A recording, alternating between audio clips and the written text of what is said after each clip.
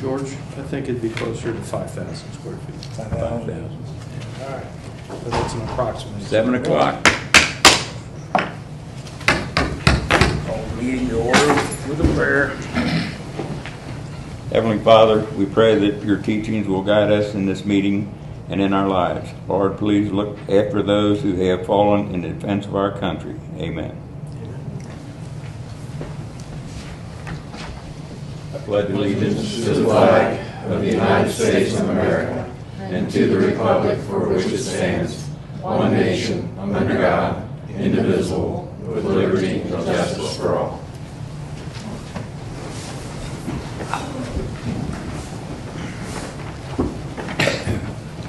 Okay, roll call. Carter Dickerson. Here. Bob Mueller. Here. Tom Bergamini. Here. Matt Zeck. Here. Christy Arlinghouse. Mike Darty. Here. Next item is approval of minutes for August 14, 2017, council minutes. I'll make a motion to approve the council minutes from August 14, 2007. Bob made a motion to approve. Do I have a second? I'll second. Christie seconds. Roll call. Bob Mueller. Yes. Tom Bergamini. Yes. Matt Zeck. Yes. Christy Arlinghouse. Yes. Mike Darty. Yes. Carter Dickerson. Yes. Passes unanimously. Next item is approval of minutes for the August 28th, 2017 special meeting.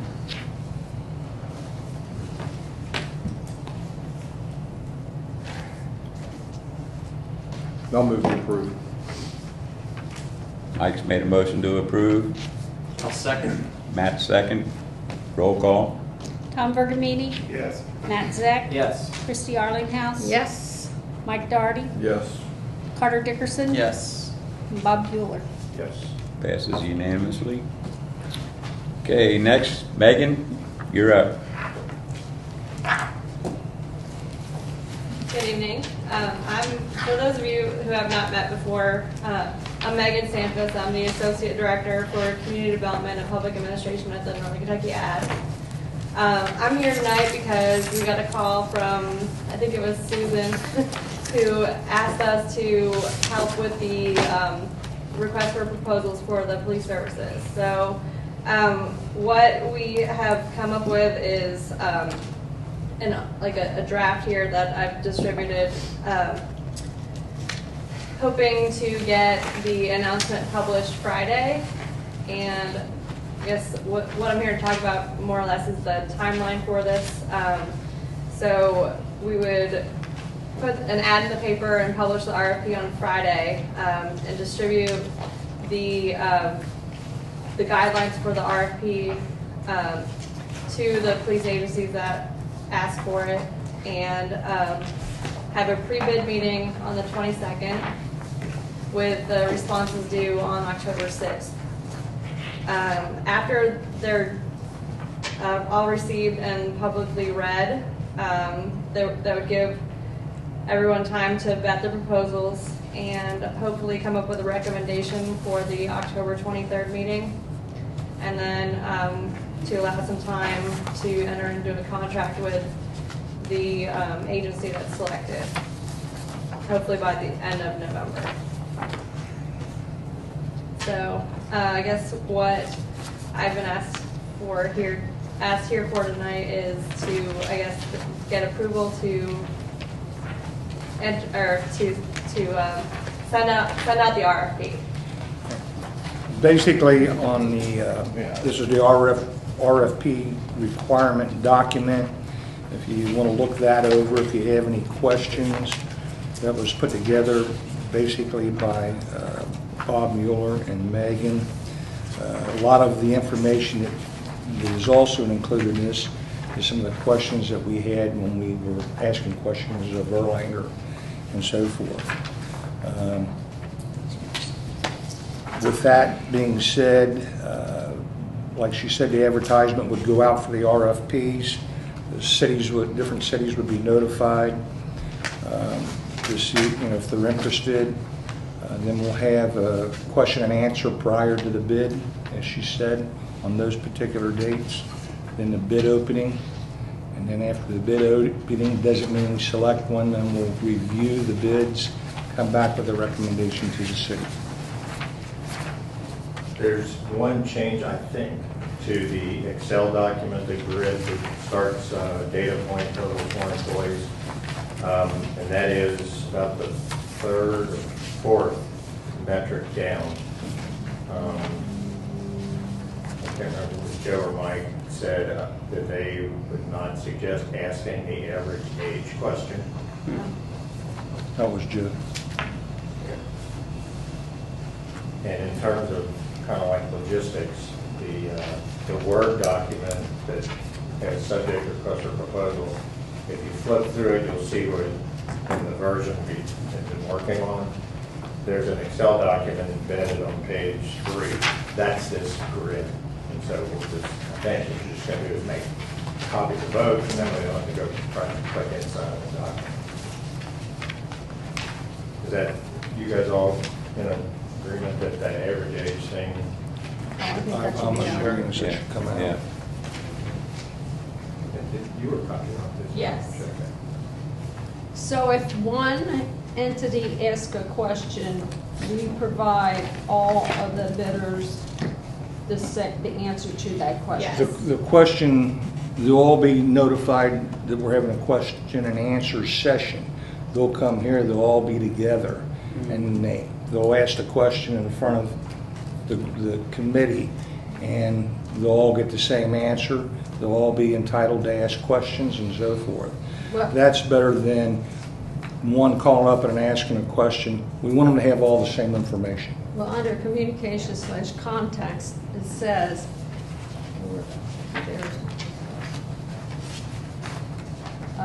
any changes in the RFP based either on internal changes to the city's needs or in response to questions from agencies will be sent to all interested parties in writing via email. Yeah. So that would be before Yeah, the if- question and answer session. Well, or afterwards if something else comes up.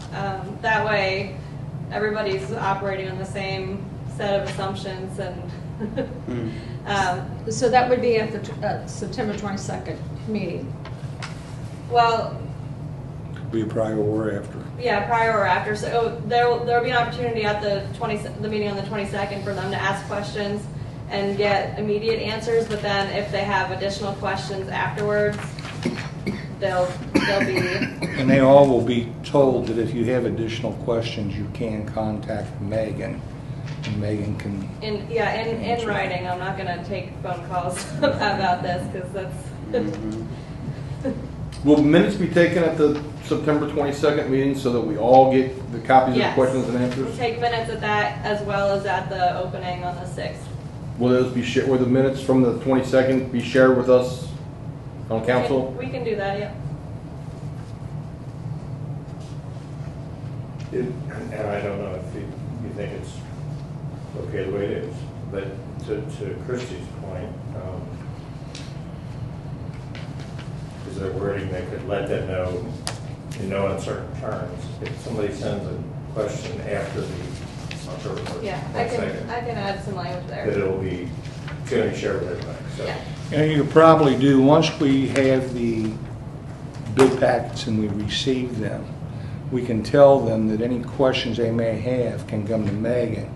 The question and her answer could be sent to the bidders as a group email. Will be. I mean, I Right, guess it will be. Yeah. will be, Yeah. as a group email. Yeah.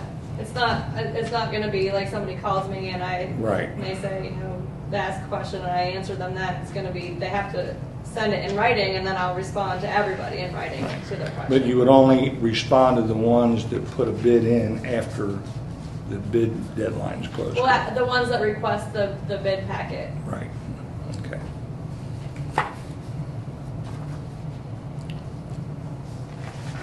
Okay.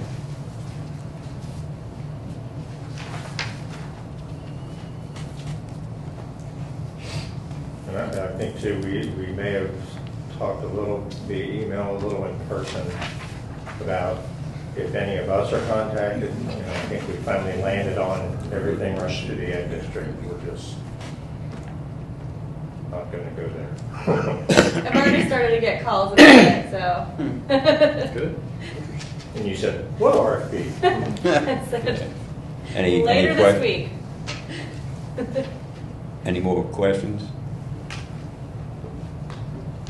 Need a motion to authorize Megan to continue moving forward? Honestly, Mary, I haven't read it. Oh, well, I mean, I'm Can we read? Is this one of those you gotta read to know what's in it thing? The way it appears. But I think, tell me if the timing is correct still. The ad, if you will, would go out Friday. Yes. Packets would be the ad district to be picked up. They would have to sign form, et cetera, et cetera. So between now and Wednesday night, midday Thursday, you can send any questions back to Megan or us. I mean, it depends on which. I think as far as distributing this packet, I think I'll allow them to request it in writing, because that way I know who it's going to, and then they have the spreadsheet electronically, but then if they also want to pick up a hard copy of it, we'll have those available at our office too. But then I'll make sure that the front office staff has them sign who it is, so that we know, because otherwise I've got no way to contact them. Control it. Yeah. And I think, and it probably goes without saying, we are on something of a tight timeline. I mean, I think any delay doesn't help. So I think what's in front of you reflects sort of the outcomes of lots of conversations, obviously with our lender, as we try to execute a new agreement. Conversations with some of the departments that have expressed an interest. I think certainly the results of all the discussions we've had. So our hope is that unless you see something legally glaring or professionally wrong, we don't have the time to wordsmith this or noodle it for anything other than, truly compelling changes. And just additional comment on the timing, Megan walked through the timing of the formal RFP process, but please remember, I don't have it in front of me, but we have built into that timeline updates to council at both regular council meetings as well as caucus meetings that kind of are in the middle of these deadlines. So, to the question that Mike asked about the minutes from the pre-bid meeting, yes, those will be addressed in a council meeting, and we'll be able to give updates on who actually received packets. And so we built into the timeline regular updates to council to make sure you're aware of kind of different steps and where they're going. So this will not be the last time you hear about the RFP process, because you're going to get regular updates on it. I will send you back out that schedule, that timeline that we had at the pre-bid open meeting too.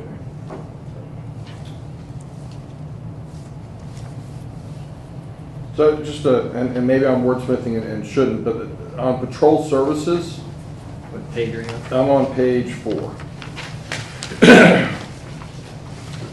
And it's the note underneath the box of what is, I believe, our peak times. It says non-peak coverage may consist of one non-supervisory personnel.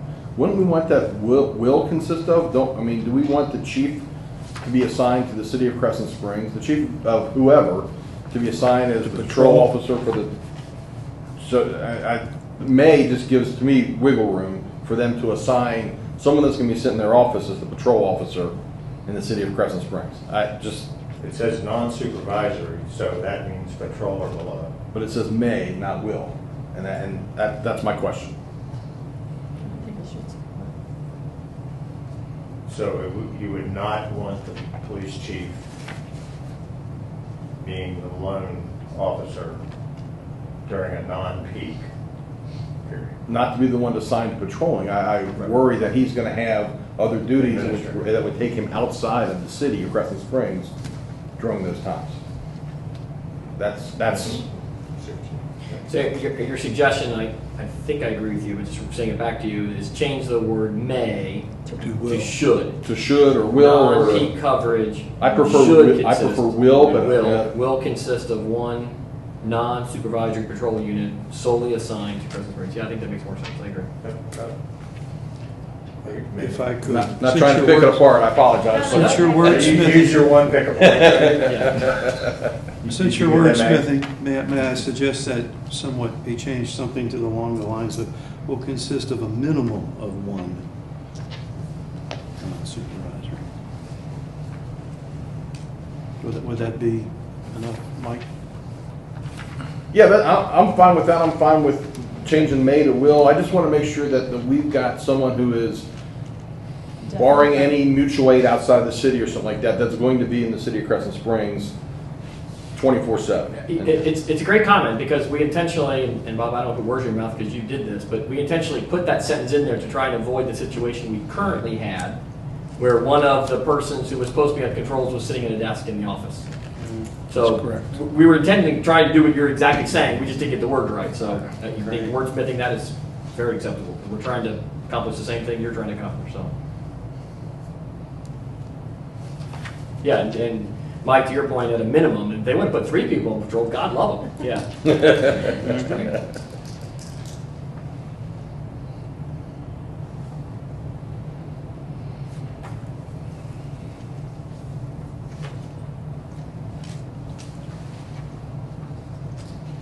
Meg?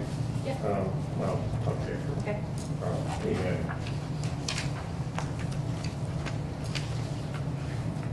On page 5 of the newsletters, the latest paragraphs, the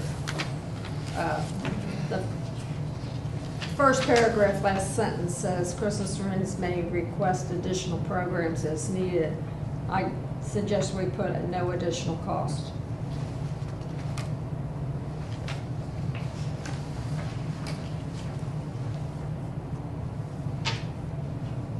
So just so I understand, so if we did movie night in the park, you want them to cover movie night in the park as part of the contract, correct?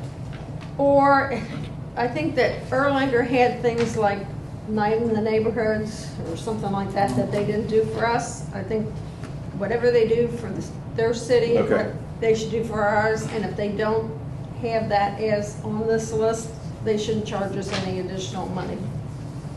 I look upon like the movie in the park just part of the routine. But they would, I don't have any idea what the schedule is, but like for movie in the park, do they have an overtime detail that does traffic? What we did, like last night, we had the 911 Yeah. dedication. We don't pay any extra for that. Any of the functions that we've had, like Music Fest or anything, they have never charged us any additional. What I had requested was they do more. When they first came here, the police agency, they had night out, they had bicycle rodeos, they had different things, and it was all part of the police services. That stopped, and it didn't happen anymore. That needs to continue. We need to continue to have those things, and if they do them in their city, they should do them in our city. Or if we hear that another city came up with a good idea to get its residents involved, they should help us out at no additional cost. And it should be worded that possibly that any additional night out, bicycle rodeo, safety night, or things to that effect are included in police services and shall happen yearly or something. Yeah, and it says, I mean, it sort of says that in the first sentence.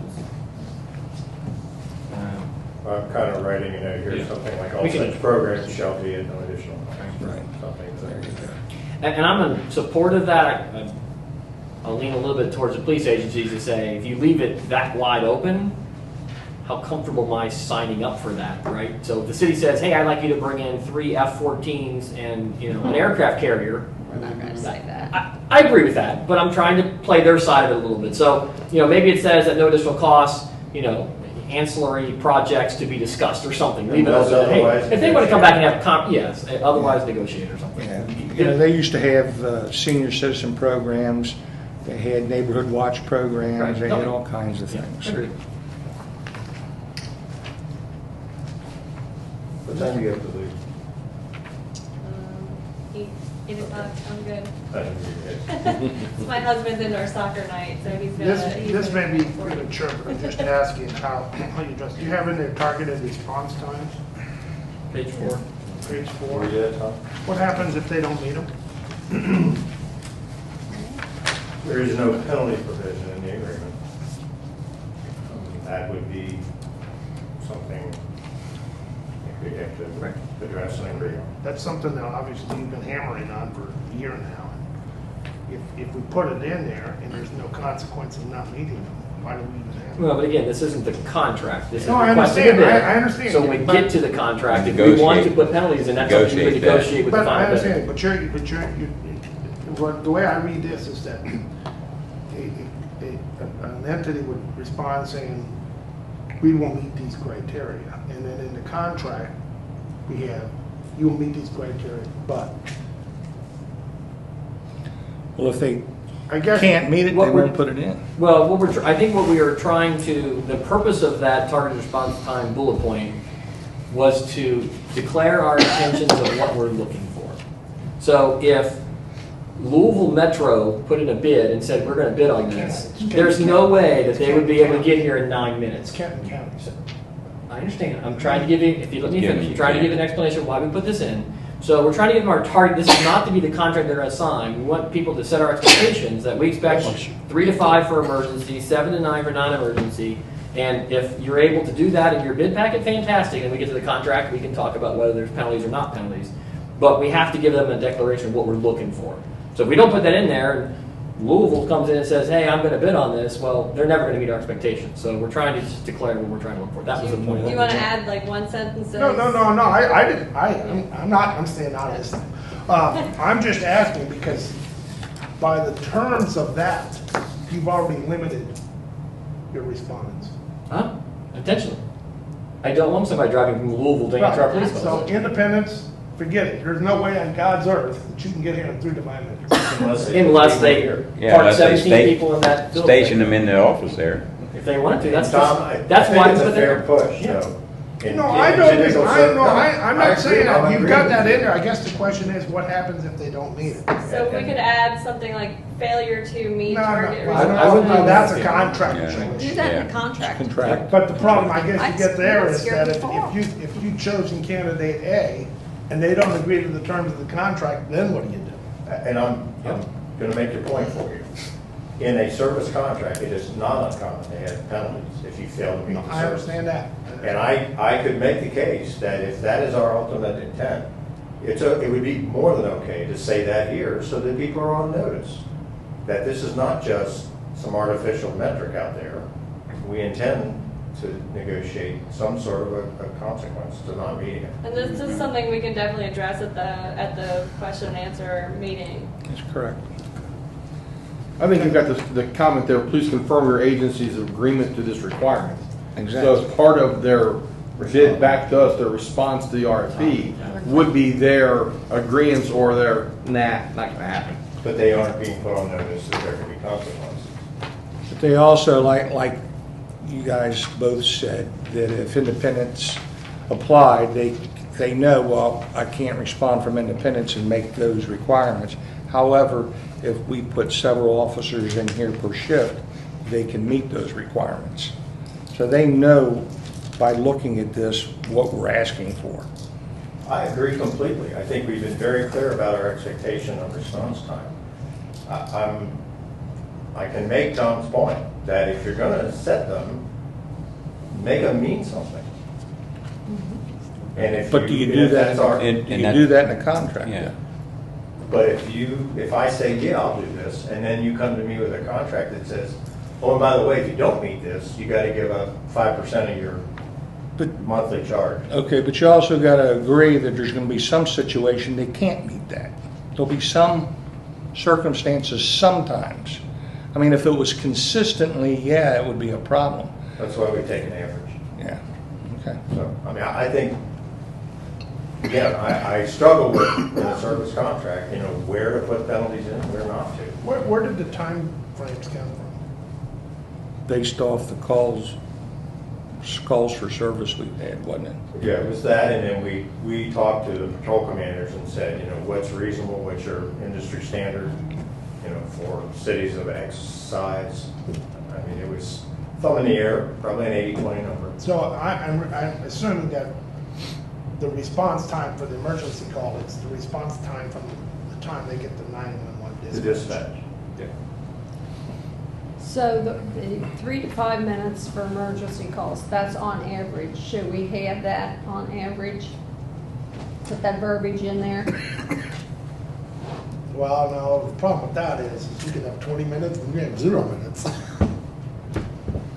I'm reading something, Chrissy, to see if I mentioned. Targeted response. It just says the word targeted, and maybe that's, Somebody said it was the Target. average, and I thought, Target. if that is Suggested. the average, why don't we put it in there?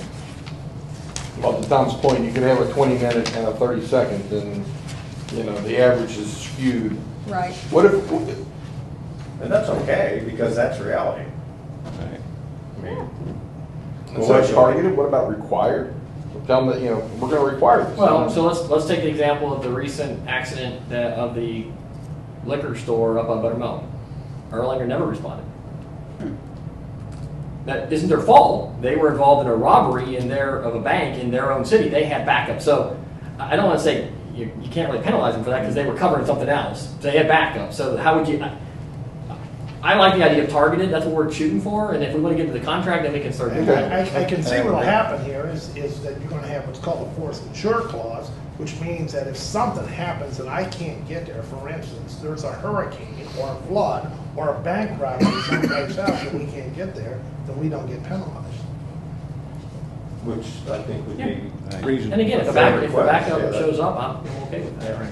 Me too. That's how the agencies work. I mean, I think, you know, what this is, and I'm not just addressing it to Tom, it's sort of an outgrowth of that 18-month effort we put in to try to get them to get their response times better. Right.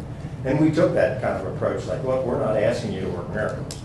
We're asking you to hit, you know, a better response time. and I also think, And I like average. again, I'm only speaking for me, the spirit of the relationship and the contract should be a partnership. It shouldn't be, oh my gosh, you were 7 minutes late for that call, I'm docking your bill $30, right? That's buying a commodity, right? I want a partnership. So to Bob's point, where we were going with, if you let me finish, where we were going with the Erlanger conversation, we were seeing those response times slip. And that's why we called them and said, hey, let's have a meeting. Let's get together. Let's talk about this. They put focus on it. We put focus on it, and it started to resolve itself. So that's what I would envision would happen here in this contract is I don't want to penalize them every time they're 3 minutes late, nor do I want them to penalize us every time somebody does an alarm drop that pulls them off the street. It should be a partnership. That's, I think, the spirit I'd be looking for. I just have one thing, phrase along that patrol services. At the beginning, you have exclusively assigned, and then the non-peak, you have solely assigned. Is there any reason why you used to do? I'm sorry, I didn't hear you. One, you have exclusively assigned, it's Yes. in bold print, Yeah. and then a non-peak, it just says solely assigned. I mean, arguably, it No, means the same. no magic behind that. It is, yeah, the same thing. All So right. you're saying make it consistent? I didn't write it, I'm just asking. I'm throwing rocks. You would. I'm throwing rocks. Noted. All right. Yeah. Next.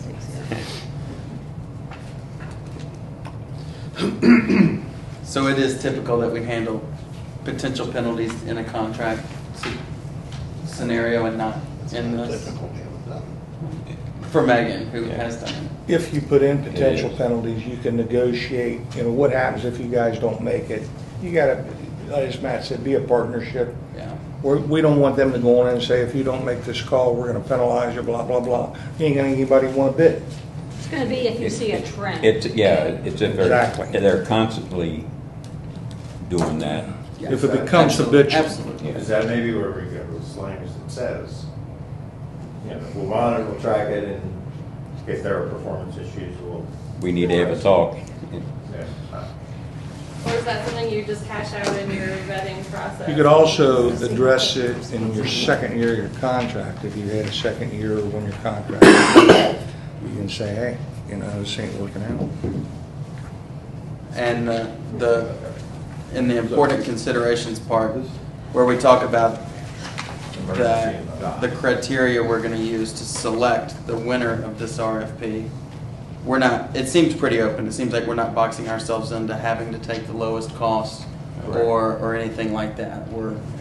That's okay. That's good. And I think, you know, we had some folks, you know, that had their opinion on the weighting, and we also asked Mike Ward who's currently in law enforcement, to review the weighting to see if it makes any sense at all. And we're still waiting to hear back from him, but so far, folks are like, okay, you would, it's pretty okay. I just have a question on the insurance. Do you envision us having our own policy? I'm sorry, I No. didn't hear you. Do you envision us under the insurance of having our own policy? I think you would have them name us as the second insured and we fall What under if, for theirs. whatever reason, they don't renew their policy? Do what? What if, for whatever reason, they don't renew their policy? Well, should we ask for certification yearly that The they do? problem with that is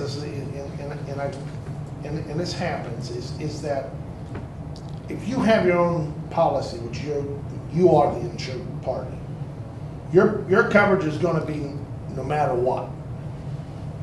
What you are hoping the provider to do is they're gonna have primary coverage. So if something happens, they're covering you. The question here is, the way that this is written, it looks like there's only gonna be one policy and we're an additional named insured. And I guess the question for us is it prudent for us to have our own policy naming us as the insured? We haven't done that in the last I was 10 gonna years. say, I understand that, yeah, but we're talking about some people who have guns. Well, you could request them to present a copy of their insurance every year, and if remember they we had don't, it- we could add ours to us. We could add it to ours if they don't provide us with a policy. We can call KLC and say, hey, we need to add this. Okay. All right. Would you see that in lieu of requiring the provider or in No, addition? no, I'm just thinking, because one of the issues there is you're always relying on the other party to have the insurance. Sure. And if they don't, we're stuck. Because then we have an incident in which there is no insurance. If we had our own policy, there is insurance. There's a safety valve there that we will always be insured no matter what happens. I think what you would do is you would add in there that we need a copy of their policy every year, that we're the second insured, and if they don't have it, then we add our own. But I mean, Well, I'll tell you what, if you do that, they won't, insurers generally won't do it after the incident. It's good to have. well, that's what I'm saying. You ask them at the beginning of renewal, well, it ain't a renewal, but every year on their anniversary date, and when insurance is due, whether it be July 1 or whatever date they write their liability insurance, they give us a copy of it. If it's not good for 12 months or they fail No, to I do understand, but that. I'll give you a good example. I would imagine the Buttermilk Town Center works like this. I suspect that the landlord has its own insurance policy, and then by contract, all of its tenants required to have an insurance policy, naming the landlord as an insured party. We have insurance, but we don't No. have our own police department. No, I understand that, but the question is our policy such that we could have a rider to cover police services that we are contracting out? So you're thinking in terms that someone that had an incident in the city and they decide to sue the police, they may also sue us? Oh, they will sue us, don't I'm trying to misunderstand understand. that. I don't think that has to be in an RFP. That could be in a contract. Well, not if an you're asking the RFP. parties to provide the insurance coverage, And the last. well, you're right. You probably don't need it in the RFP, but that's something we ought to consider. But the last time that that particular incident happened, the courts dismissed us from it. Not because we were the second insured, it's because they didn't feel it was our liability. Well, I can tell you right now, we are faced with a similar situation, please, where the wrong party's been named in a lawsuit. So, it's just something to think about. Probably, Lou's right. Probably for the purpose of the RFP, it's not necessary. It's something we ought to just think about and whether we can do it. And if so, is it prudent to do it? And how much, more importantly, how much does it cost? Well, that's adding an expense that we Well, might you can not always pass necessarily the need. expense onto them. One thing I don't see in here, and I remember we talked about it in the last committee meeting, but I can't remember what our final answer was. We don't discuss the availability of the building next door. Right. What was I can't remember what our conversation was about that. One of the issues that I want to bring up is the two garages. Right? The Public Works needs those. Okay. We need those. The office space is fine, they can use that. But the 2 garages, the Public Works needs those available to I just them. couldn't remember if we had talked about whether we wanted to, I'm going to use air quotes, require a police presence in that building at some point in time. But I think, and help me, I think our recollection was let them decide what they want to do. And let them come to us with Yeah. ideas when we Right. discuss it. We can talk about it in that meeting, it's available, if they want to do it, they can put. Certainly in the 22nd. I think that's what our final answer was. In the 22nd, let's bring that up and let them know it's there, because they may have ideas how they want to use it or not use it. So, okay. And the contemplation, they're using our space at no charge to them. That's correct today, correct. Is that going to continue? That's, I think, up for discussion. Of whether we charge them to use that space or not. We talked about it as a committee, and there are 2 sides to that. I think the side that won, and please correct me if you all remember differently, the side that won was, look, we want them to have a police presence here in the city. We want people to see there are police here, there are police cars. So we're okay, that building's already there, it's already paid for, so let's let them use it so we can encourage their police presence. I think that was our That was the recommendation. consensus. Okay. Yeah. And I think we heard that there could be a need for Public Works or some other city services or city staff using that space.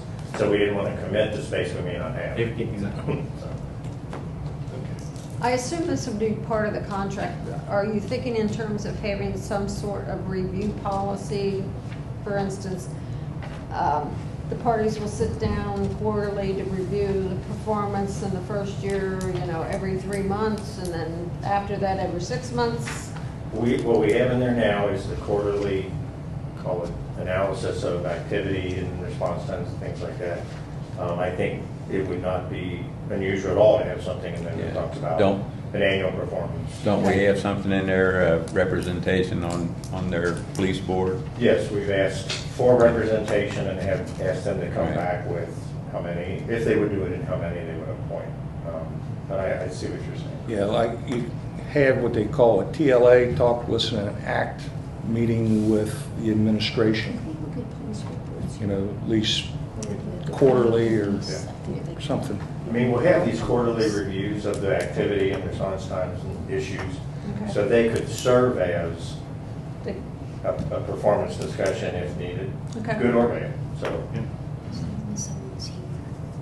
So I think these are all great discussions, and we all seem to be getting more towards the contract.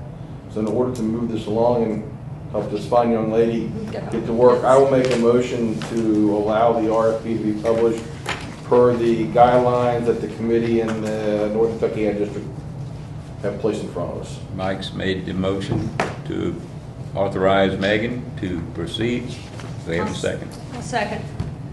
Christie, second. Roll call. Mike Doherty, Yes. Carter Dickerson, Yes. Bob Mueller, Yes. Tom Bergamini, Yes. Nat Zek, Yes. Christy Arlinghouse. Yes. Passes unanimously. That was just to help you out. I want us to continue these conversations. I think they've been very helpful and fruitful in trying to get us to where we want to be once the contract time comes. But I think for the purpose of what we need done now, Thank you. Appreciate it. So I'll make the changes that were noted and we'll get the final draft ready for the release on Friday. So thank you. Thanks, Have a good Megan. night. Thank you. Thanks a lot. Thank you. Okay, next item, Fire Authority report. Mike? haven't had a meeting since the caucus. Know of nothing earth-shattering or anything new really to report, unless you do, Tom. I do. Fire department did an excellent job last night. Thank you. I was unable to make that, but I will pass it along to the chief. Okay. Don't want to make you sit here. I would say, I would compliment our Atlanta police as well. Yeah, right. Made a good appearance. Yeah, in fact, And the public I works. was and all the surprised parties involved. that they had as many people there as they did. There was 8 or 10 of them standing out there in the audience. Okay, finance report, Matt. From a finance report perspective, I have some preliminary numbers for the 2 months ending 8/31. Still some data being gathered in. Very, very similar to the first 2 months of the prior fiscal year. Revenues are up slightly a little bit year over year. Expenses are equally up. Expenses are actually down year over year. So net income perspective, this year to date, again, only 2 months, we're showing about $213,000 of a negative net income versus 2 months of the prior year were about 287. So 287 to 213, we're showing a little bit more improvement. Again, hard to really look at a whole lot of financial information 2 months into the year. The more important aspect of the finance report is that the tax bills have been sent out. Hopefully you have received yours. I know I received mine. I already paid it. And some have already paid. Again, that will produce a big influx of revenue for us over the next 30, 60, 90 days as they trickle in. Again, real estate property taxes are budgeted for the year about I'm using round numbers, $708,000. Personal property taxes about $42,000. So, there's $750,000 that will start trickling in over the last, next 60, 90 days. And that's all I have. If there's any questions. Thanks, Matt. Public Works, Dewey. Not much going on. We're keeping up with the grass cutting. Had some potholes. We're keeping the drains clean. We just started over on Amsterdam, cutting back the right-of-ways. On up through there, we're going to go all the way up to 4 steel on both sides, get that all cleaned up before winter, hopefully. And I have a few spots on Crescent Point up there we have to get cut back. I've got 2 or 3 spots, Rigger's done on the streets, and I have a few more to do. I'm waiting on him, and that's about all we have. Oh, one other thing I did want to tell you is over at the park, if anybody notices the big slide is down, we have a couple of broken pieces on that. It was broke out up at the top, and we happened to notice it. And I have a small slide that has a big cut in it, so I'm getting some prices on those. But we took the big slide down so nobody get hurt. It wouldn't come off of there. We have it all blocked off. So. George, what did you get on that slide? Trying to look at you in your pool. So Thanks, question, somebody asked me and I can't remember. So somewhere around Forest Hill, across the street in Amsterdam, there's a huge clearing that's happening. What is that? That's Fisher Fisher Homes. He's putting a house daughter. up for his daughter. So it's just one house. The question One is, house. some people were talking about they were connecting through to Country Squire, and I didn't think that was the case. So Not at all. it's just one house. Fisher's, Is that in the city? It's in the city, but it's not in a subdivision, it's on. Just a single. It'll be one house. is Fisher building here or in Villa Hills? That's what I just said. That's in the city. Well, It's in I our think city. you moved on to a different topic, I think, didn't you? No. This is a house for his I, daughter. it's, Yeah. right, I know about that, but then I was told tonight Yeah, she's moved to a different that topic. there's a large, single-family home development I'm getting ready to. going in this area. I'm So getting you're ready gonna to do on okay. that. Sorry, I hate to steal your thunder. Okay, City Administrator's Report. I've Rick. got 3 things. One of them is what Christie's talking about. First, I I'm know going to go to a couple of things because Mike's going to be reading some municipal orders and so forth. Trolley Lane, we did the vacating of that, Trolley Lane, we did the zone change for that, changed it from neighborhood commercial back to R1G. The property owner there, after they did their surveying, and we looked at the drawings that they did to meet the setback requirements, they needed a little more land than what they had. For some reason, back in 1994, and nobody seems to know why, Jim Burling, when he worked for the State Transportation Department, they had deeded to the city a little more right-of-way than actually that was conducive with the rest of Crawling Lane. It came out at an angle and then went up to like 25 feet wide for the right-of-way that belongs to the city. Currently, there's no utilities along there where the right-of-way is, nor do I envision any utilities going down through there. However, most of the right-of-ways are anywhere from 10 to 12 feet or whatever the case may be. I'm asking the city to declare some of the right-of-way that's in excess, which is 0.0140 tenths of an acre, and make the right-of-way conducive all the way down Crowley and make it match. Vacate that to the property owner that owns the property adjacent to it, so they have enough room to meet the setback requirements. What is the right of way in Crawley? What's the right-of-way? It varies all down. Somewhere I got a map here. He's got it. You want to hand that to Tom? We can look at it. We have no use for it. It's surplus. It's off the edge of the road. And in my opinion, it's no use to us. We will have a 10-foot right-of-way on that side of the street, which is conducive with everything else. Crawley's right away isn't shown. It's the gray area. It's the No, gray- that's the right away. I'm talking about the existing right away. That's it. No, this is the existing right away in the street, right? This is the part they're gonna give up. But you guys This is the part that No, give no, I up. Here was understand. the right-of-way right here. No, I understand that. This is right away and this is right away. How wide is this? What's right-of-way? This part? This is 10 foot right here. That's 10, and this is, you know what this is? Crawley itself, is it 20? Correct. Okay, so it's about 40 feet. All right. Anyway, we don't foresee any use for it, and if we vacate that, then they can build a house. It'll be a lot better than what's currently there. We'll still have right-of-way parallel to Crawley. I tried to vacate it, but some of the property owners down the street were not interested in receiving ownership of it. So this way, we could do that.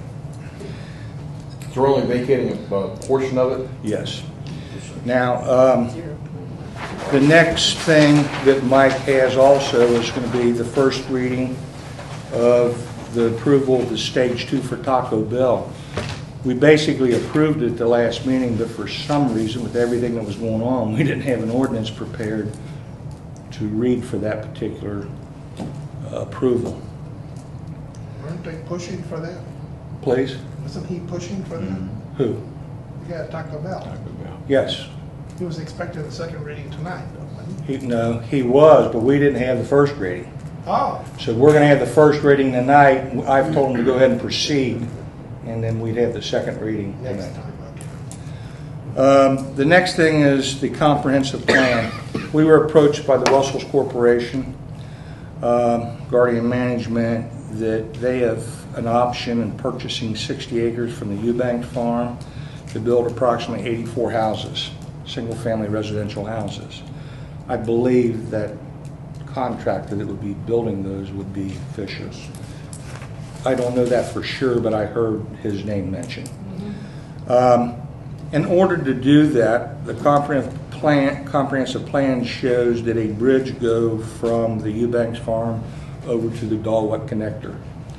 That bridge, estimated cost is $3 to $4 million. And I Which- heard tonight that they were ready to go for it. No, they've asked us to change it. Okay, well, they're super. Okay. So they said the $3 to $4 million bridge is totally out of the question. They could not afford to build that in building an 84 plot subdivision. What they've asked us for is if we would apply for an amendment to the Kenton County Planning Commission to change the stub street and do away with the bridge and stub a street off to the Eubanks Road, What do you mean by stub street? where it's not a cul-de-sac, the street just ends and then it would continue to tie into it. It was like the first little section that they will later connect something to. There's still only one way So out. similar to the way they have the stub street right now, which touches the Eubanks Farm. Is that where they're going to blow through to do these other 84 homes? Right. Now, I can't think of what that's. exactly. That's Right as you Crescent go on Ridge, Crescent Ridge, Crescent, there's 2 lots there, and they would be going through there with a street to make the subdivision. He has no development plan or not, none yet, as to speak of. They just In the can't. meantime, though, these 84 homes are going to be using the existing streets to get in and out. Correct. Wow. Now, I'm sure I can buy. Has there been a traffic study? let me finish what I'm trying to say, okay? So anyway, they asked the Economic Development Committee meeting if the city would consider applying for an amendment to the comprehensive plan to stub a street out to Eubanks Road. In turn, they will work with us to try to get Eubanks Road redone. That could be accomplished in a number of ways. If you made it a residential TIF zones one, you can probably get some incentives and help to do that. You can talk with the water district to bring water down Eubanks Road and sanitation district to bring that down. We could look of improving the roadway and so forth.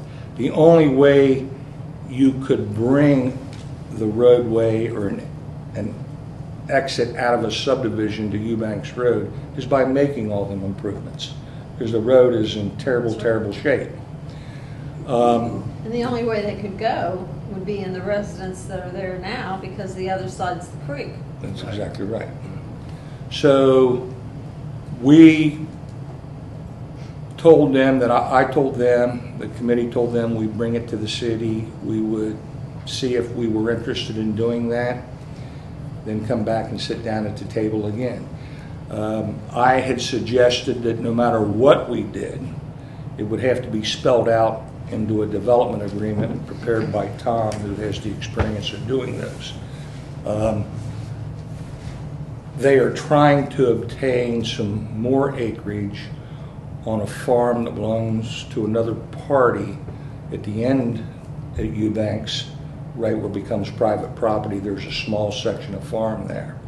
That's where they're trying to be able to purchase that to come out onto the Eubanks Road. Clifford and Teresa Eubanks, from what I was told, is not interested in selling their property.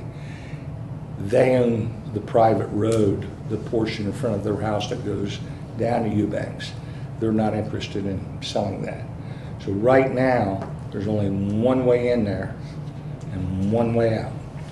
And as Mike says, there's a lot of traffic on it now. If you put 84 houses in there, you're going to have double the traffic.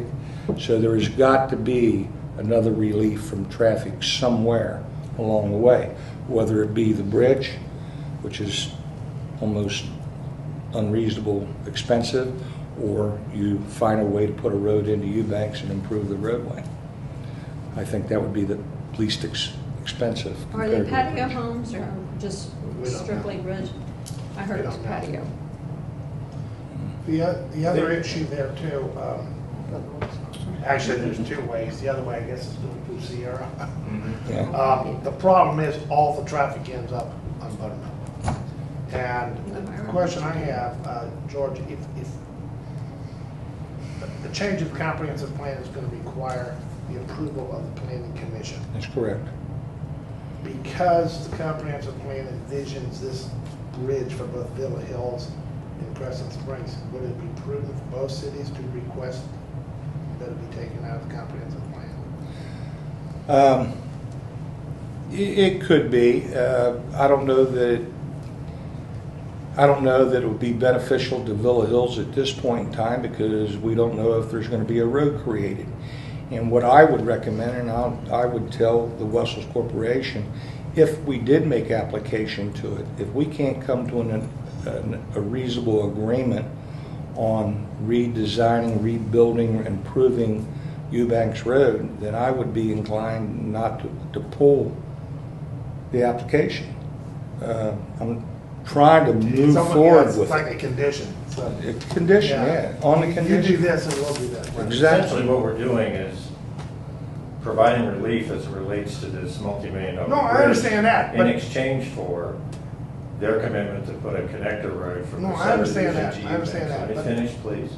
And then also share in the rebuilding of Eubanks Road. No, I understand that, but the reason this is in the comprehensive plan is because the planners saw the need for an additional route outside of this. Absolutely right. Oh, yeah. And so whether it's Eubanks Road, a bridge, or whatever, it seems to me that unless Villa Hills also says, yeah, we agree with that bridge is probably not a wise idea because nobody's ever going to build it. I think if both cities made that request, the planning commission may be a little bit more amenable to agreeing to it.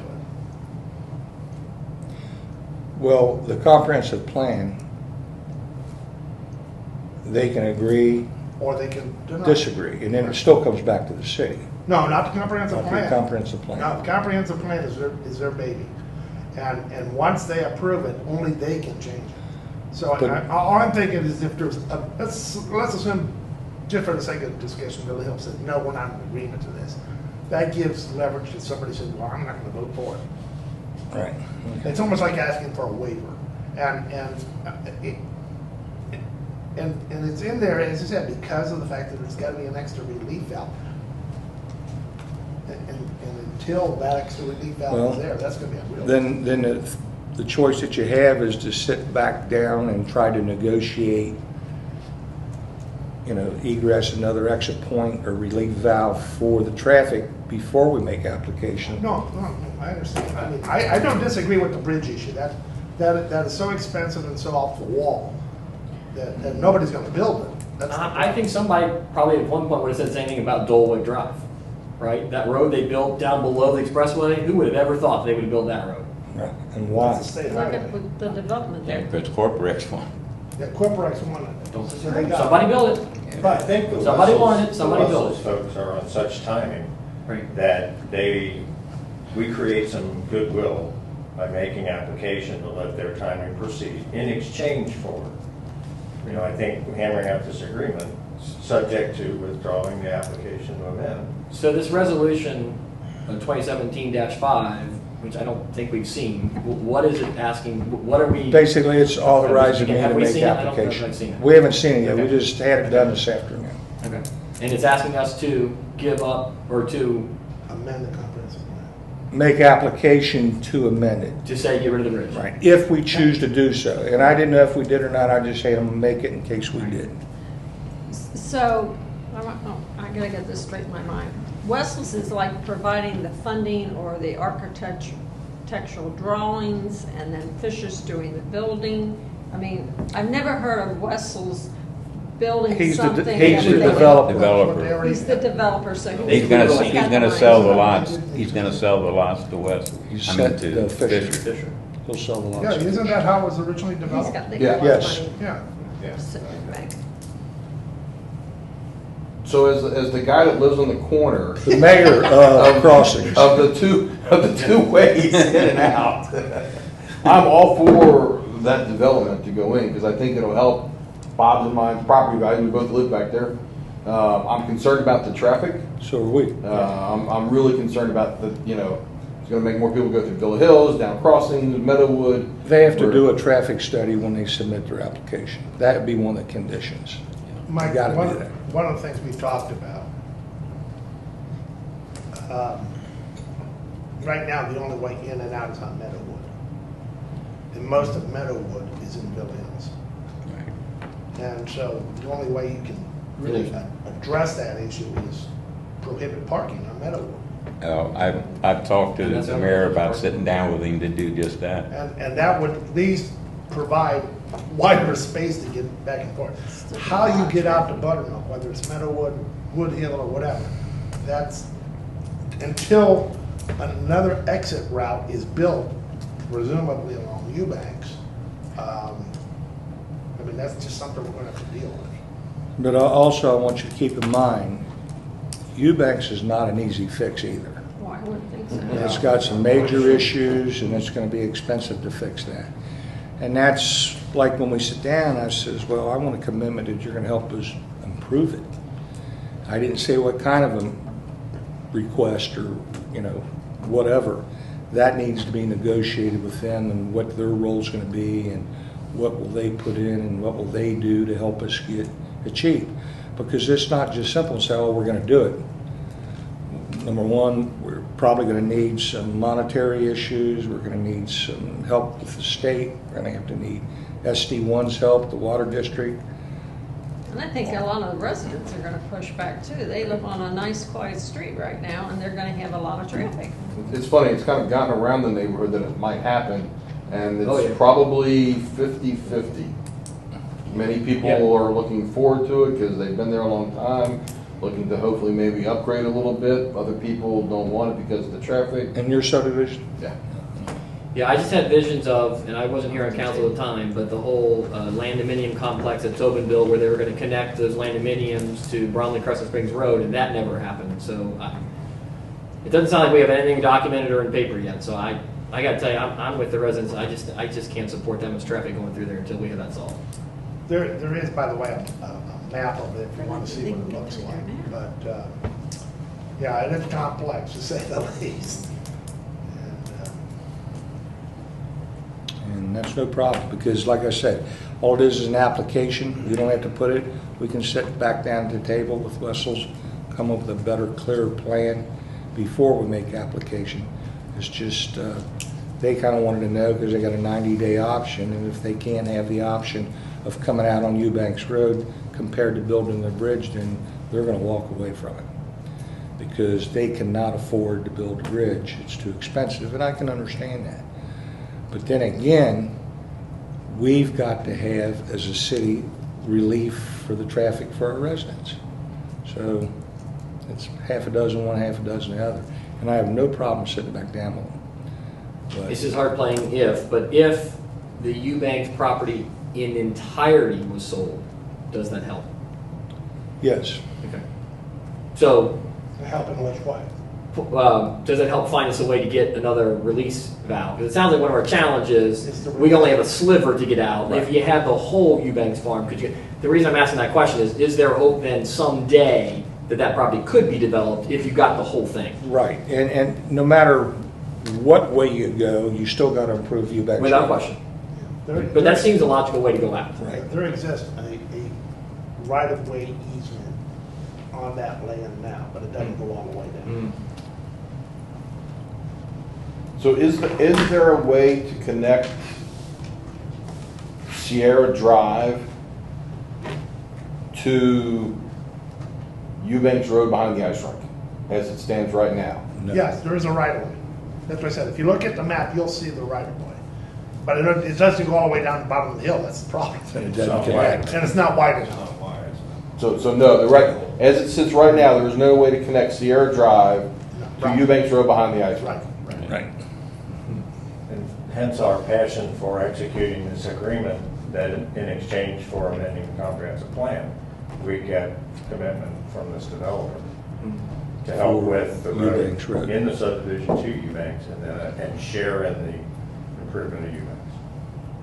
So there's every incentive to make that happen. I mean, like I said, it would be a conglomeration of all agencies involved in it, plus grants, the whole 9 yards. It's not going to happen overnight. And then you got to get everybody on board, and that don't mean they will. You're going to have a lot of people pushing for it.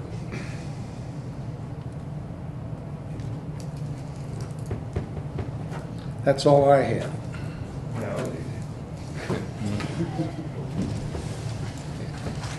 Okay, old business.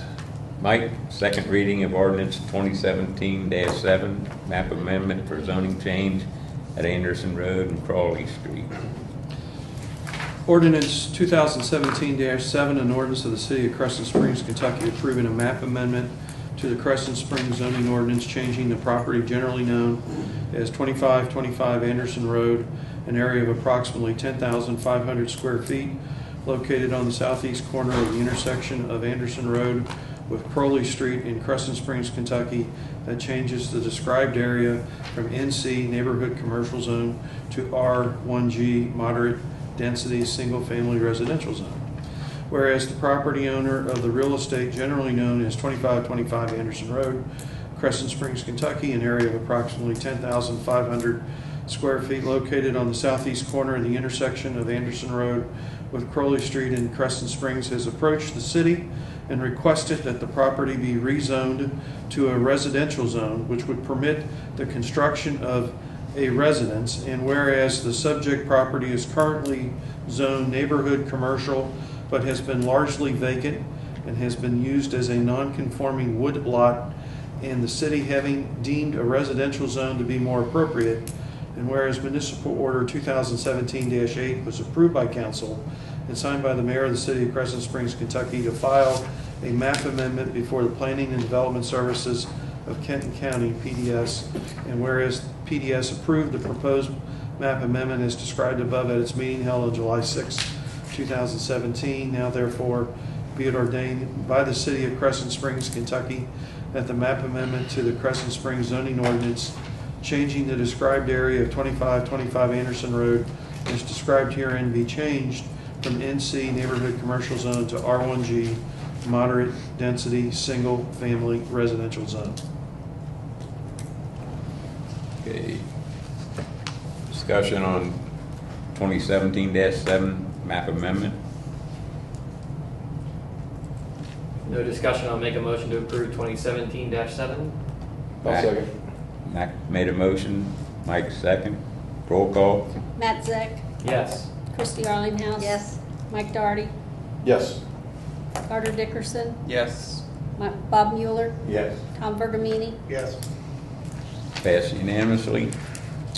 First reading of ordinance 2017-11, approval of stage 2 plan for Taco Bell.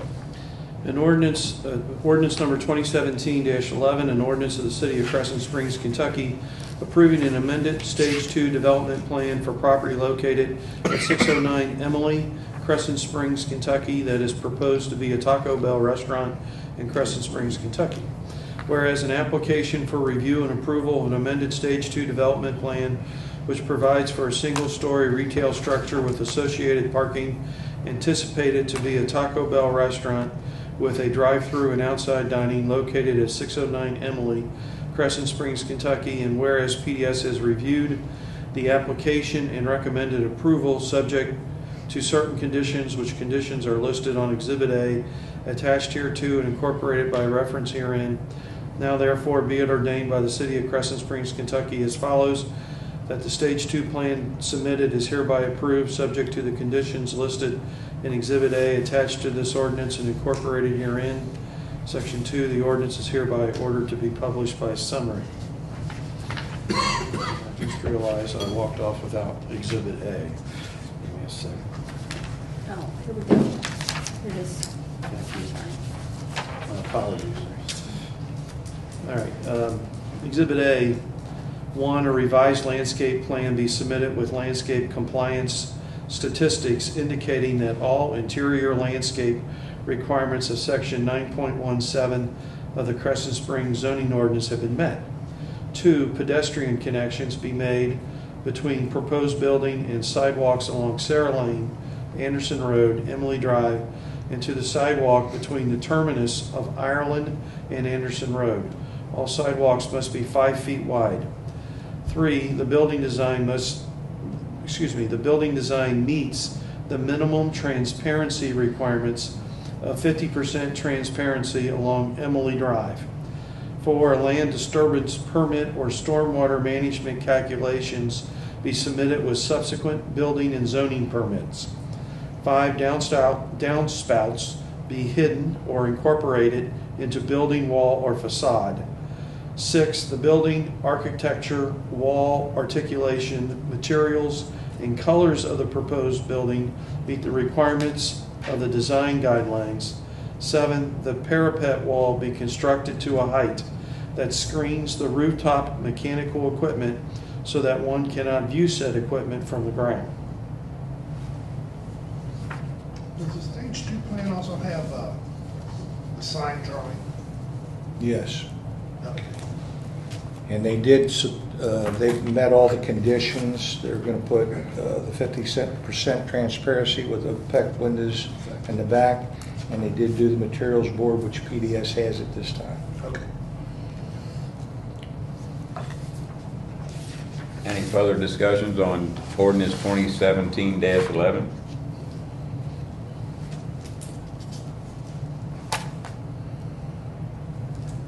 Call for a motion. First reading. Oh, sorry. Okay, that's right. Next item, first reading on ordinance 2017-12, vacating excess right-of-way at 2525 Anderson Road. Ordinance 2017-12, an ordinance of the City of Crescent Springs, Kentucky, vacating 0.140 acre right-of-way abutting 2525 Anderson Road, Crescent Springs, Kentucky.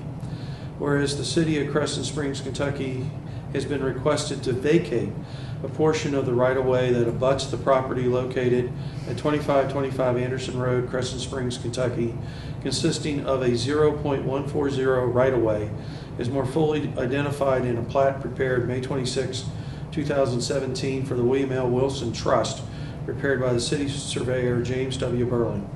And whereas the city council and mayor have determined that vacating said right-of-way is in the better interest of the residents of the city of Crescent Springs, now therefore be it ordained by the city council of the city of Crescent Springs, Kentucky, that the 0.140 acre right-of-way that abuts the property known as 2525 Anderson Road, Crescent Springs, Kentucky, as previously identified, shall be vacated in favor of the landowner of 2525 Anderson Road, Crescent Springs, Kentucky, which is the William L. Wilson Trust.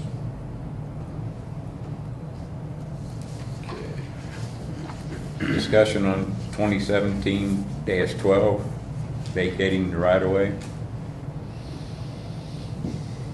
No discussion? Seems logical. Call for a motion? First Oh, reading. I'm sorry. All you want to do is vote. Yeah. Okay, Resolution 2017-5, City Administrator to make application to amend comprehensive plan for Dalwick connection. Resolution 2017-5, a resolution of the City of Crescent Springs, Kentucky, authorizing city administrator to make application to amend the comprehensive plan regarding the Dalwick connection. Whereas the City of Crescent Springs, in conjunction with Planning and Development Services of Kenton County, PDS, entered into a comprehensive plan which included a connection onto Dalwick when development reached that point. And whereas based on inquiries from interested developers and what is deemed to be in the best interest of the residents of the City of Crescent Springs, and certain adjustments should be made to the comprehensive plan regarding where to locate access points. And whereas it appears that the current comprehensive plan, which includes a connection to Dalwick, may not be in the best interest of the city and those interested in developing the properties adjacent thereto. And whereas it is in the best interest of the city to seek to amend the comprehensive plan to move the connection that is currently set on Dalwick in the plan to another location that potentially includes Eubanks Road. Now therefore be it resolved by the mayor and the city council of the City of Crescent Springs, Kentucky, that the city administrator is hereby authorized to make application to adjust the comprehensive plan to move the connection that is currently set on Dalwick to a location that is in agreement with the city's desire to make traffic connections that are in the best interest of its residents, including to Eubanks Road. Okay, discussion on 2017-5. I have a question, Mike. My understanding or my recollection is to change the comprehensive plan, you have to show that there's been a substantial change in things that have happened since the comprehensive plan to warrant the change. The fact that we're saying that it's not in the best interest of the city, is that sufficient? And I'd even argue if it's in the best interest of the city. I mean, the comment that's in the best interest of the residents of Crescent Springs, I'm not sure I agree with that statement. I mean, if you're anywhere living in the crossings, I don't think it's in your best interest from a traffic perspective. But I'm sorry, you asked a question. No, I'm not. And I No, think, that's I a think point the well answers taken. to Tom's question, it would be, you would have to show, We have to you have to demonstrate. show, but you do it on the application. No, I understand. We have to demonstrate there's been a substantial change in what they envisioned. And I don't know how you characterize that. I mean, I guess the way you could argue it is that land will likely never get developed. The cost has become prohibitive. The cost is I so think prohibitive. Initially, it was this 3-4 million. I think in the meeting, they were talking 10, 12, 13. Well, it really depends. But, yeah, I mean, maybe the cost is the thing. Now, whether or not cost in and of itself is sufficient to amend the comprehensive plan, that's up for the planning commission to decide. And Well, even, no matter whether you do it now or whenever you would do it, and like I said, the bridge is cost prohibitive to build by anybody. So if you're ever going to develop that, there has to be an alternative route of egress into that subdivision. Now, so even if they come up, say they're gonna build a whole new Eubanks Road, and they're gonna do it all for us, we'd still have to amend it. I'm not saying that we need to amend it now, but I'm saying before we do anything really, you're gonna have to have a better plan than what we have, because No, I I understand. agree with I Matt don't 100%. disagree with that. And just, I guess the other thing to keep in mind is that connector involves 3 cities. That's Villa Hills and Erlanger. Because the other part of the connector is on Dulwick, is it's on Dulwick. And there's actually a curb cut there for that purpose. Just for folks who, when this concept originally came up, we met with the city of Erlanger, Villa Hills, Crescent Springs, and the city of Erlanger, met with the state highway department. They told us, this is a local problem, this is not a state problem. That's why they're not building the bridge. My personal opinion is a political problem, because I don't see what good it did to build it, even if you did build it. Well, I think, the It rationale. benefited No, the rationale. one developer. No, the rationale is, and when you think about it, if Dulwick ever gets fully developed, there's only 2 ways out of Dulwick: Buttermilk Pike and Mineola Pike. And the whole concept here is, if there's a lot of traffic coming through Amsterdam, Anderson, and Buttermilk through Dulwick, how are the people from Villa Hills and Crescent Springs going to utilize? And how many people from No, I understand Crescent that. I Springs would be understand, coming but this way through the No, I subdivision? understand that. I mean, it's that's the rationale behind it, and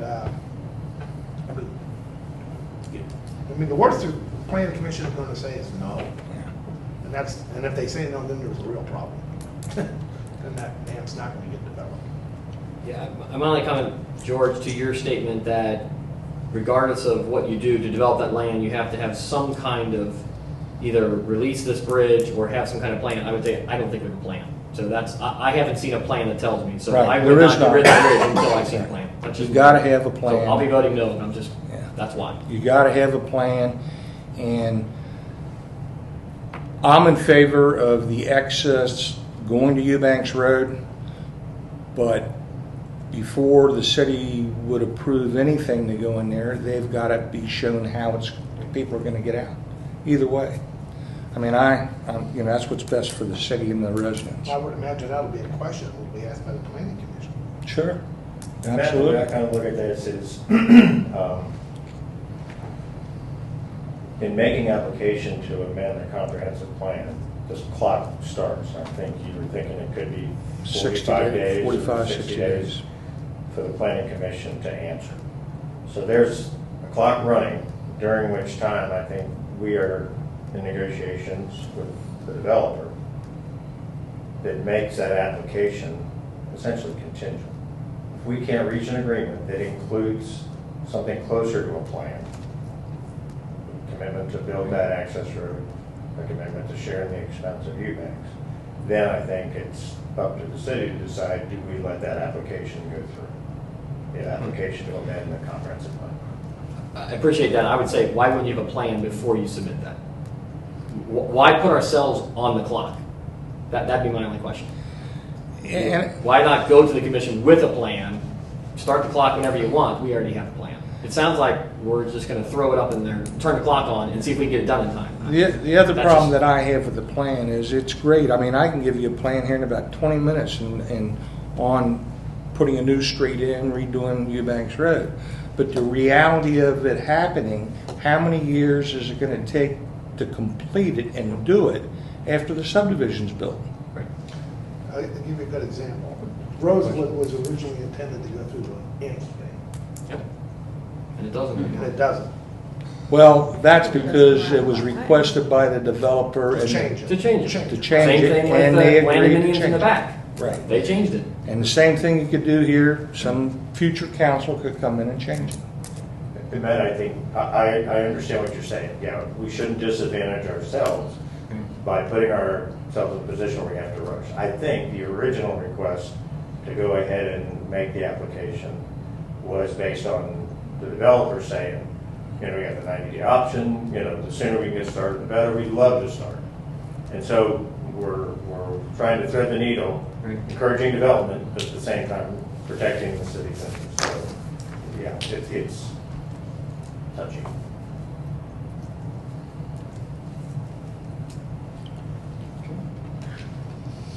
Discussion done? Okay. Could I have a motion for 2017-5, authorizing the city administrator to submit to amend the comprehensive plan? I'll make the motion. Carter made the motion to authorize the city administrator. Do I have a second?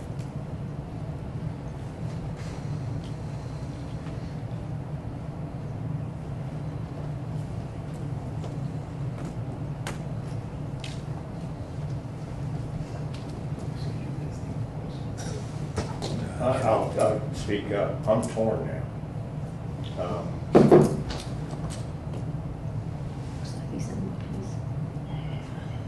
Do what? No, my pants everywhere. I'm torn. Because of this notion of the clock. I felt like initially it provided a little bit of leverage so that everybody would be a little more anxious to come to the table to try to hammer out this agreement we've been talking about.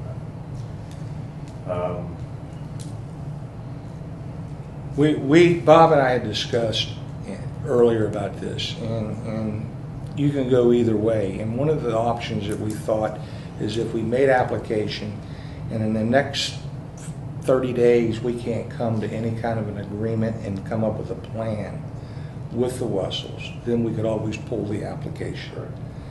And that is an option to go. If we go that route, that's fine, but either way we go, it's got to have a plan attached with it. It's got to have it. I mean, it's no two ways about it.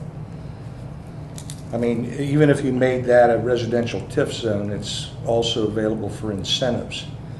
But at the clock aspect of it, they got a 90-day option.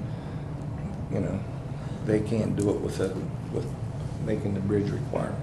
Yeah, my view is that this project is not going to get done if the bridge is the only option. And this project is also not going to get done without the secondary connection to some street. And we know we're not going to move forward with any developer unless there is a viable plan in place for that second connection. So this simply opens up, this simply allows it to move forward, because we know that the bridge across Dry Creek is cost prohibitive to 100% of potential developers.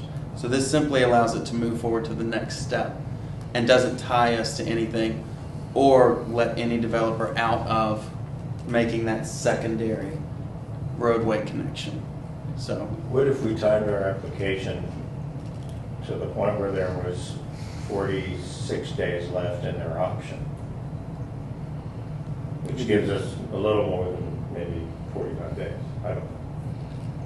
And then you go back to what I said earlier, it doesn't matter if this developer, whatever developer, the bridge is cost prohibitive, and sooner or later the plan's got to be amended. Even if you amend it and they don't go through with this development, it's done. A new developer comes in, he knows he's got to find, and we tell him he's got to find an alternate route because the bridge has gone away. yes. So either way you go, the bridge has got to go, whether it's this developer, another developer, whoever. And I agree with that. My fear is that without a definitive plan on how we're going to get this done, our terms on council only last for another year. I can see this going on for some time.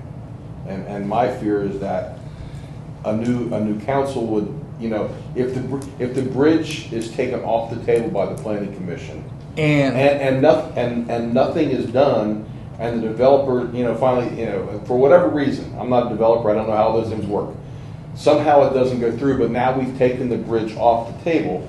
Now, we, all 6 of us, or 1 of us, or however many of us are gone, I'm with Let me ask you this. my fear is that we've opened up a Pandora's box. But the option that you have is you're doing away with the bridge and you're substituting an access to Eubanks Road.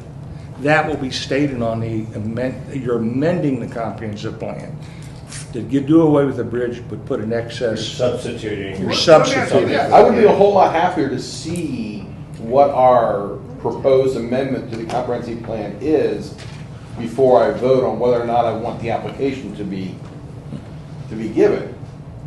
Because if, there's got to be some sort of plan. Well, I think the attorney would be the one to draw up. Let me ask you this. And I haven't looked at the comprehensive plan. If that's the only alternative exit point that's contemplated, maybe the question is, you're saying, we are proposing a second alternative, that being Eubanks Road, and which is ever the most economical is the one that you go with. The bridge is going to cost X. Eubanks Road is going to cost X. Less than X. What we hope is less than that. Yes. And we don't know at the present time. But if the comprehensive plan only has one option, maybe it is prudent to have two options. That's a good point. Because, again, we've had this bridge conversation, it just happened to be the bridge between Buttermilk Town Center and Buttermilk Crossings, and we don't have that bridge, right? We got rid of it, it's gone, it will never come back. No, it's there. I mean, we got an easement for it. There is no, currently There is no motivation or requirement for any developer to build that bridge. No. So it will never be built. But if somebody, for instance, if all of a sudden we won the lottery, the city won the lottery, we could build it if we wanted to. Everything's in place to build it except for the will and the money. In this case, I don't think the easement's there. I think the concept is there, but the easement's not there. Was that the way we should reposition this resolution, to amend the comprehensive plan to provide for a second option? Right. Maybe that would be the approach to take. And that's what I was kind of hoping to see what the comprehensive plan said, but,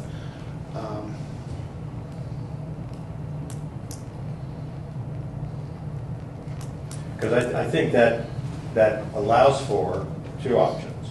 I don't think we ever get to perfect language before this early on. I think we have to say there's two options in this comprehensive plan. You either build that bridge or you put this alternative road in that connects this subdivision and this particular road, Eubanks. Yes. And then whichever developer comes down the pike that wants to develop that, we execute the development agreement to commit them or bind them to building that connector road and the improvement to Eubanks. Well, I wouldn't depend on the city attorney to prepare the language for the application, no matter what it is, for the amendment, to make sure it's correct. And I guess we should send it out to everybody and get their approval on the language. I mean, you could always approve the municipal to make application, and then on the condition that we approve the language of the condition. but then that being said, why don't we do this? Why don't we have Mike prepare the language, defer this to some other. Because we're getting away from the 90-day the time frame. Yeah, but they have 90 days. They're asking us to conform with their 90 days. But Matt's right. I mean, we better get this thing right. We could bring it up at the Caucus. I think if you go the two option route, if you amend it to provide for both options, then the clock goes away because they can do either.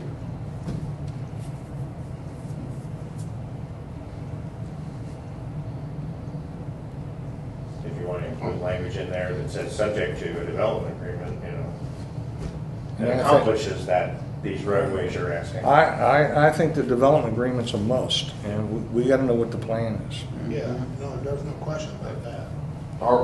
I'm assuming we're gonna have a special meeting before the caucus Yeah, we'd almost have to because of vote on it. because of the Taco, if nothing else, Yeah, because of yes. the Taco Bell and the vacating the right of way. I would like to see our attorney's version of what that amendment is to the comprehensive plan, and I would feel much better voting on something that I can see instead of something that's very conceptual at this point. I can agree with that. However, there is So, a motion on the I was table. gonna say, so, That's what I'm saying. Nobody's seconded But it. it isn't. no, it's not been seconded. Right, Would you, take it off. Should we Would you- withdraw? Well, if somebody wants to make a motion with the contingency of that second alternative that you were talking about. But I mean, Yes, I would second it, and I guess I'm supposed to say on the condition that the city attorney prepare language for the application that that doesn't remove the Dolwood connector, but instead adds a second option for the developer to Provide interest.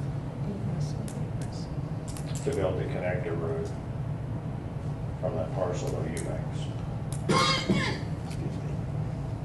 And then subject to the terms of the development agreement executed between the city and the developer.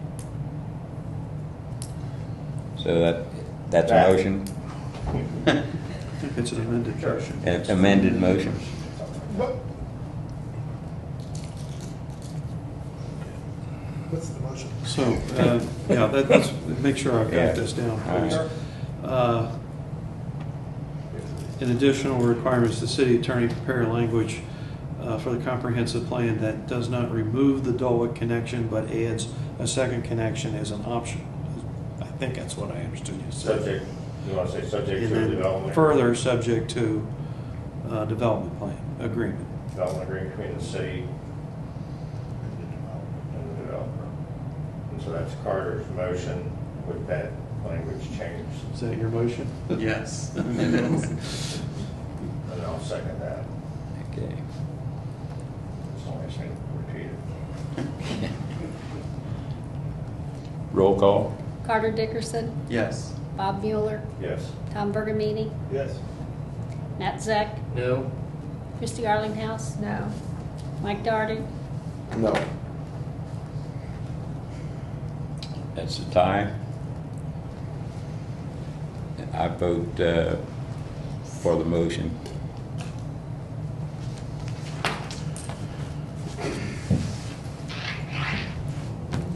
I will hold off the application until we have our special meeting, correct? Well, you So should he- draft the language, yeah. Till he redrafts the language and everybody sees it and agrees to it. Okay. Resolution 2017-6, authorizing the mayor to make application for transportation alternatives. Before you read that, Mike, can I just address you all? This come up late this afternoon from Sharma Lee. We told her we'd try to get it in tonight's meeting. All it is a TAP grant for the same sidewalk that we applied for she applied for an iced tea grant that goes from Grandview to Beechwood. It's just another grant to back up the first grant. That's what that is. Resolution 2017-6, a resolution of the City of Crescent Springs, Kentucky, authorizing the mayor to make application for the Transportation Alternatives Program TAP grant with the Kentucky Transportation Cabinet, whereas the City of Crescent Springs, Kentucky is applying for the Transportation Alternatives funding with the Kentucky Transportation Cabinet to extend the sidewalk on Beechwood Road from Grandview Tavern to Dominion Drive in collaboration with the City of Fort Mitchell, Kentucky.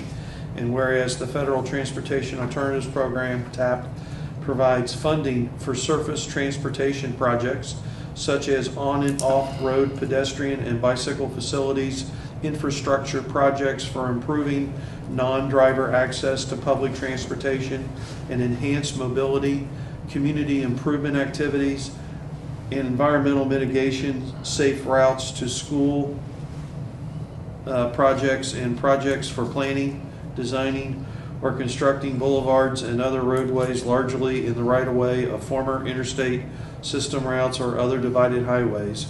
And whereas the total project costs are $264,800 and require a 20% local match, which will be shared between the cities of Fort Mitchell and Crescent Springs in the amount of $26,480 each.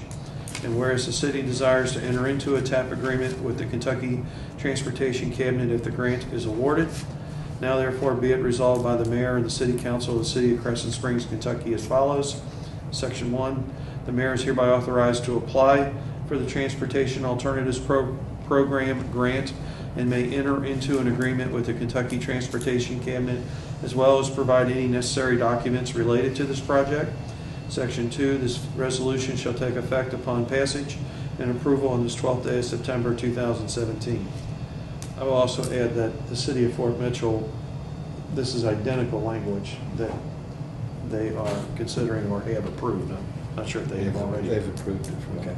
That's identical language. And basically, if we get the other grant, we'll scrap this grant. If they don't get the other grant, then maybe we'll get this grant. Or just kind of, it's a safety check. Move to approve resolution 2017-6. I'll second. Mike made the motion, Christie second. Roll call. Bob Mueller, Yes. Tom Bergamini, Yes. Matt Zach, Yes. Christie Garlinghouse. Yes. Mike Doherty. Yes. Carter Dickerson. Yes. Passes unanimously. New business, Fort Wright lawsuit to separate SERS from KERS.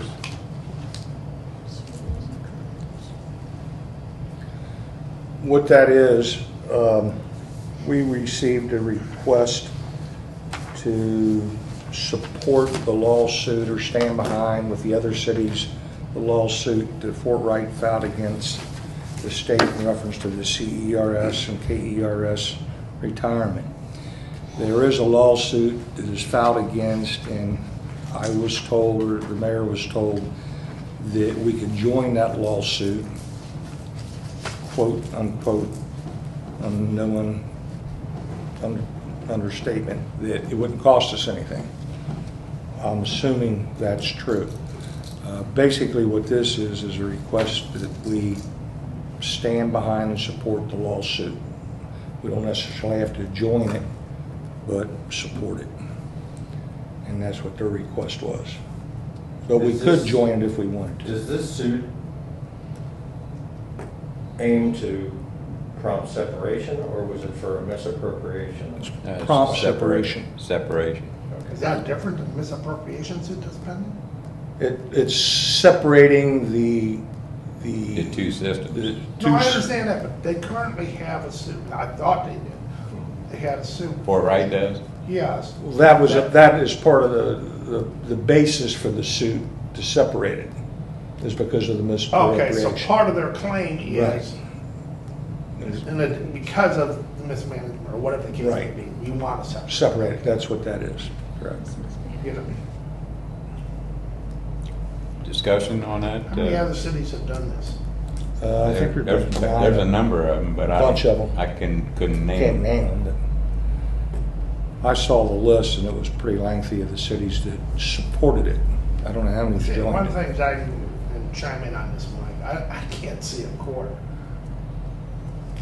mandating separation from, they're going to say that's a legislative decision. I share your skepticism, I'll just put it that way. If they don't want to go, they don't want to step on that list, Mike. Now, having said that, you never know. Well, I think ultimately, if it were initially sustained, let's face it, it's going up to the Supreme Court. That puts pressure on the General Assembly to do Yeah, I so. would think so. Right, no question about that. My only concern what you raised is the words you used were the assumption that at no cost. Right. I'd like to see that in writing somewhere. Yeah, all I'm asking, or this is to No, not- support it, not join it, but to support it. And what does that mean? State that the cities are putting together to the General Assembly to separate. They're asking for a It's legislative. the same thing but different. Yeah. No, one is Same- asking same for difference. legislative separation, the other one's Mike, asking for judicial separation. There's a big difference. So that's what Yeah, that letter that's was. what it was. This is going to beg a little more information. Yes. Because the whole misappropriation thing is different than. I believe there was an email sent out about it. And then, I remember when you first did. It was brought up at the mayor's group.